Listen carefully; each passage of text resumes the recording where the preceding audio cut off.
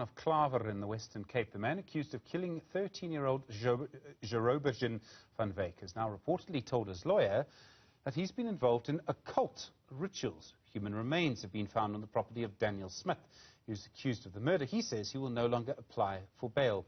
Billy Claessens with the Rural and Farm Workers Development Organisation. Billy, good afternoon to you. This case is so strange. Are we getting closer to the facts? First, we were told that this young boy, who was just 13, went to steal a mango. Now suddenly we're told that the occult is involved here. Good afternoon, Stephen. Good afternoon to your listeners and to your viewers.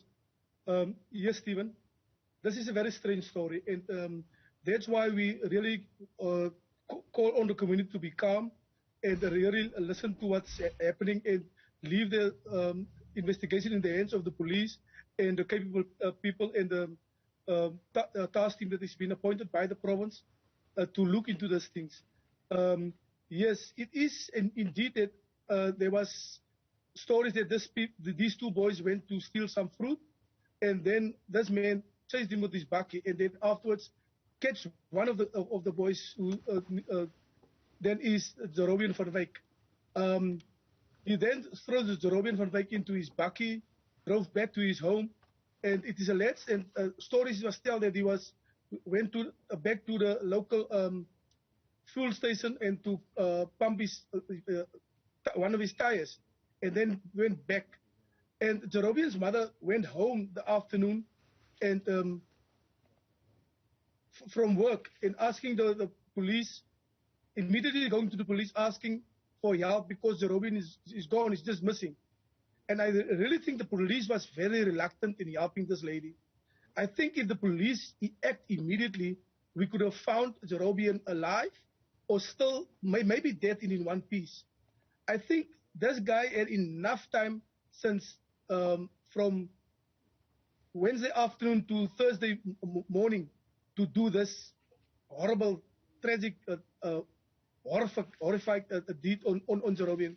And for me, it was like it was a shocking story. When we discovered this body, I was there, and it was not a nice scene or nice face to watch. I mean, it's just awful. Has anything like this happened in this community in the past? I mean, have there been concerns like this, tensions around this kind of thing in Klawer? Stephen, there was missing people in the past. Like just 3 years ago, in 2019, January, there was this young a child that just disappeared. From a disabled child, this disappeared from the community, and then there's Janine Bantom, a young lady, also disappeared from the community, and they've never been found. So we don't know what happened. We don't know what's the story behind the disappearance of them.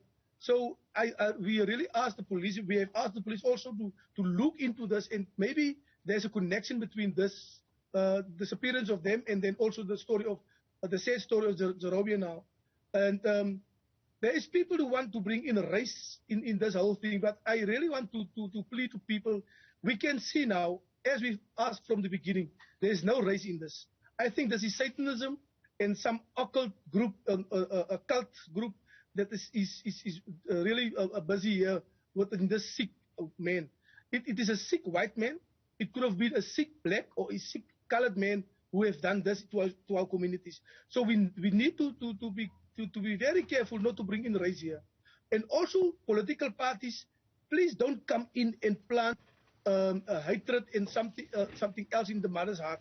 Bring now flowers. Comfort the mother. Comfort the community, because the community is as traumatized as the mother, as traumatized as us. So please help us and let us take hands and heal this community. Because when we as leaders or NGOs or political parties or leaders of government and all of them, the media is out of Klawer.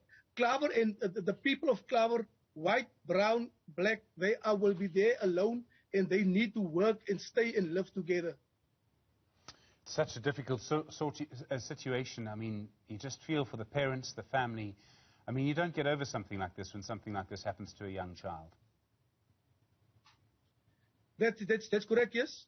I never thought in my lifetime I will ask people for help. And I really think I need help now because this it is taking me. I could not sleep for 2 nights because I've seen what was discovered, and it's just gruesome. I never seen this in my entire life, and I'm almost 50. Billy Claassen, thank you for your time, and strength to you and to the community of Klawer through this, and to the family of Jorobejin.